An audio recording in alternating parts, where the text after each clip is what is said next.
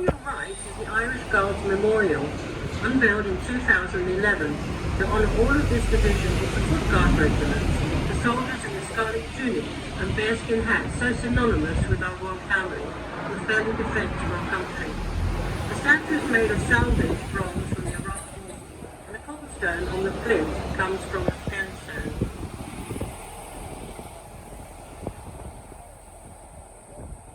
Up ahead we have the Windsor Guildhall, started by Thomas Spence in 1687. Also, story has it that it was completed by Sir Christopher Wren, architect of St Paul's Cathedral, on the death of Prince 2 years later. The building has had various uses such as a corn market and a food office during World War II. It now serves as a centre for